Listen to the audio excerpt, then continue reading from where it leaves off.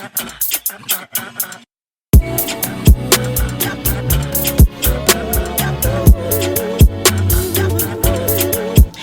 up, guys, and welcome back to another episode of Everything DSK. We're back with another video. You guys can see we're in the car.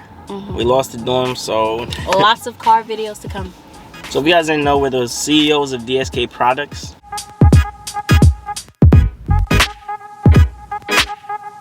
And DSK Vending.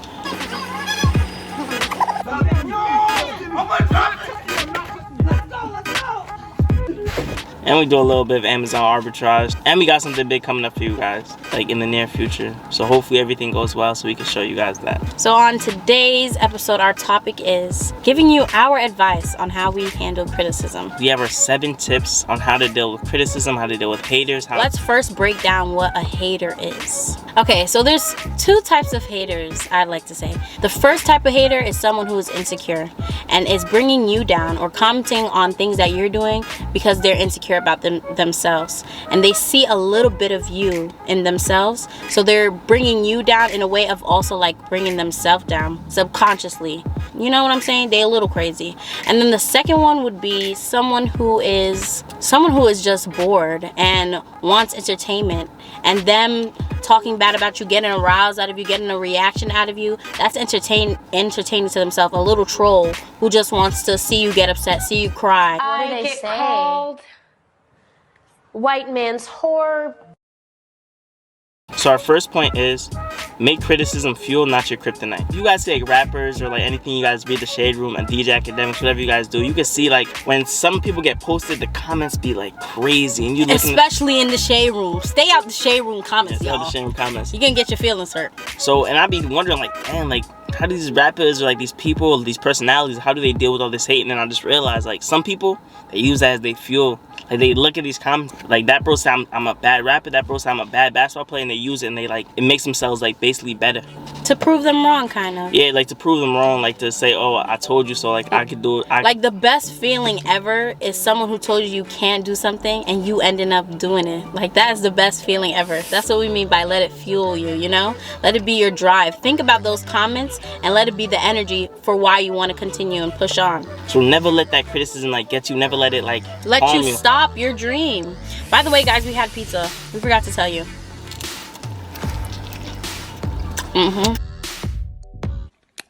Muy bien. So the second one, remember that successful people don't put others down. Haters are the ones that aren't doing anything. So that means you're doing something right. If you have haters, that means you're doing something right. Because let's be honest here. No one's jealous of the homeless. I feel sorry for them. I want better for them. No one's jealous of someone living in poverty. So it's when you're in a position of power, of money, when you're gonna get haters. Because and critics and all exactly. That stuff, yeah. So that means you're doing something right. If no one's hating on you, if no one's critiquing you or saying, oh, you could do this better, then you have a problem. Because obviously you're not doing anything for anyone to even comment on what you're doing. You understand? You have nothing going for you. So once you do have something going for you, the comments will come, and that's just a sign that haters will come. Yeah, that's just a sign that you're doing something right. Hey, I know we said we get dislikes and stuff. Us getting the dislikes to us is just like, dang, we're reaching. Now we're actually getting to. I remember when we first got our first thumbs down. Me and Donald was like, wait, someone saw our video that we don't know, because friends and family not really commenting thumbs down. So our first thumbs down, we was like, wow, that means someone who we don't know just doesn't like us. Like, it was so cool to us, but we just thought like we're moving in the right direction, because haters are gonna come regardless. Like, everyone knows that. So our first thumbs down, that was really cool. The next point is kill haters with kindness. Let me give you an example. I'm on track, I'm an athlete, right? The best thing as an athlete, imagine someone's talking the most about you, talking like crazy about you, and you go out there and you beat them, and you don't go out there rubbing in their face, you don't go saying nothing to them, shake their hand, kill them with kindness, good job today. It's gonna hit their soul. It just hurts them, like, because they know what you did. You feel me? Like you achieved something, and the fact that you're not being boastful about it, the fact that you're not bragging about it, it makes yourself look good, and that makes the other person feel like, dang, like he's not even untouched. You feel me?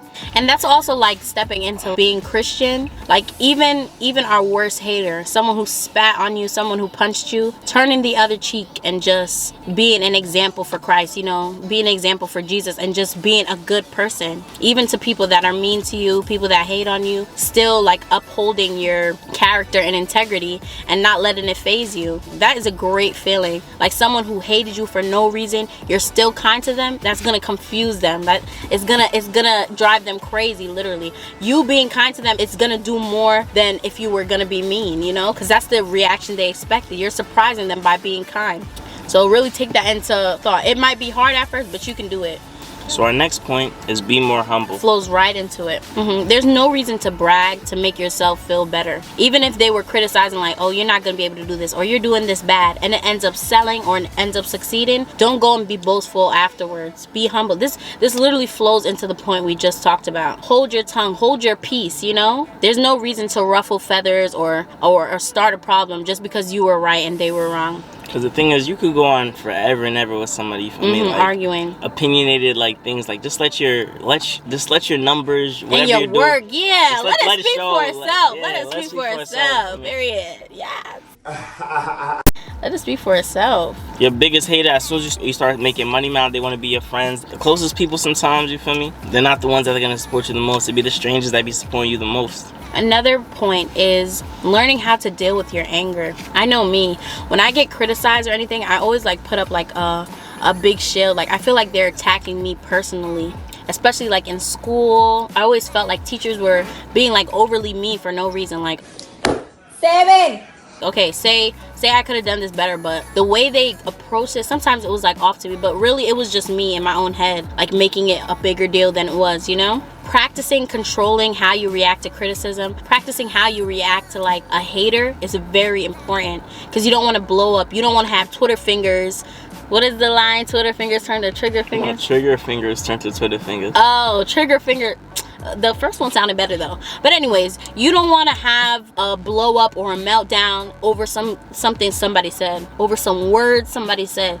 You don't want it to have that power over you, or to get to you, you know, and like really make you feel bad or really make you angry, because it's not necessary and it's gonna hurt you more than the person. I be thinking to myself, like after someone says a comment or says something, they just be going about their day.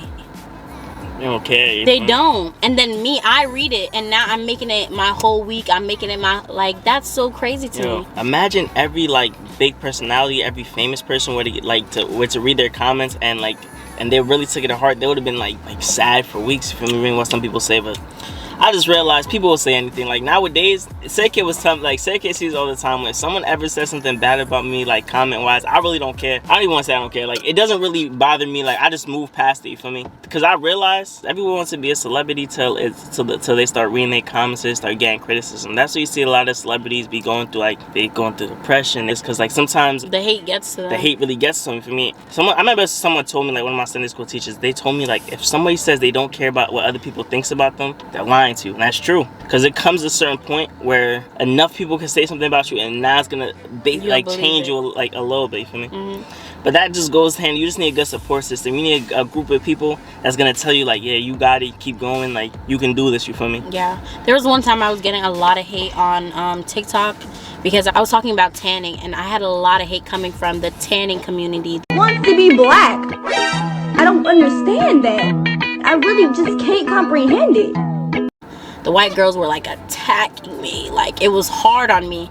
And all I had was Donald, because I was at school. I couldn't tell my mom about it because she was telling me, Sarah, get off TikTok. And so I was really like, I needed someone to like talk to, and so Donald was the only one there. So you do need to have like a support system and stuff. I eventually told my sister, and we like laughed about it, and it wasn't a big deal. But like in the heat of the moment, it was like killing me. I'm like, all these hate comments, reporting my account, like it was really getting to me. And then like 2 weeks later, I promise you, gone.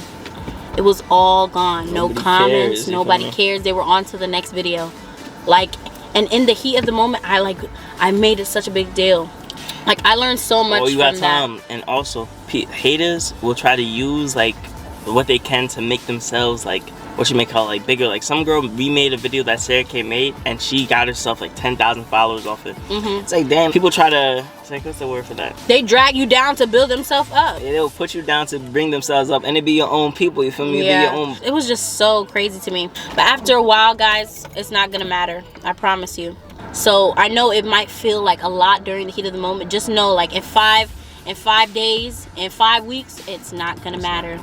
No one's gonna care. Because that's how social media works. Like they're on to the next, on to the next, on to the next. Even cancel culture, you feel me? Yeah, on to the next, on to the next. Bros Look get at canceled David. 10 Look at times. David Dobrik, who I thought was gonna be done. Said, "I'm back." And everybody's videos there. every Tuesday. No, I want him to stay canceled. Bye. But you know what I'm saying? He's not. But people just move on. Yeah, and they still gonna watch him. Guys, and our last point is utilize like the criticism, the hate that you get to become a more independent thinker.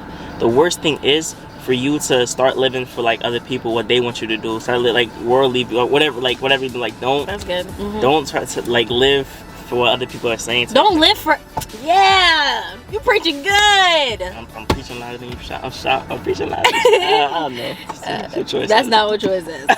Lord help me, Jesus. I don't know. People are weird nowadays. Being an independent thinker, you feel me? Think for yourself. If you say you want to wear a red shirt, and everybody telling you to wear a blue shirt, wear your red shirt. Don't let nobody. And wear it proudly. Don't let nobody convince you that blue is better. And if you're making your YouTube videos and you think you're making the best YouTube videos you can make it, people tell you make it this way. Nah, do what you think is independent best. thinking. Like, yeah, do what Jesus would do. You feel me? Yes, like literally. If what you're saying is positive, if it's not hurting nobody, if it's really constructive criticism, if it's really constructive information that can build up somebody, go ahead and say it. But if you just being a hater, if you just hating, get out. And stop minding my black business. Mind your business. Mind your business. That's it. People are gonna criticize you no matter what. People are gonna have mean things to say. No matter what. No matter what. So just do you. Do you. Do and you. Keep on moving. Do you, man. And with that being said, guys, hope you guys enjoy the rest of your day. Give yourself a pat on the back if you made it to the end. And you guys are gonna catch you on the flip, you feel me? Deuces.